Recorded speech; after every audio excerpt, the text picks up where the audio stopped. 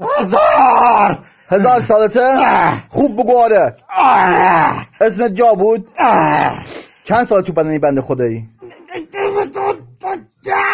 از زود بودی؟ ها؟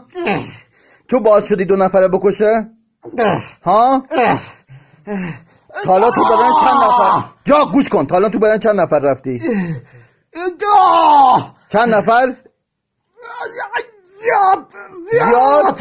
ها؟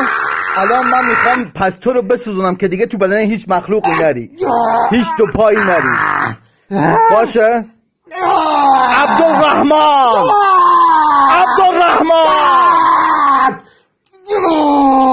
جا اهدامه سلیمان رو شنیدی؟ ها؟ چرا از سرپیچی کردی؟ ها؟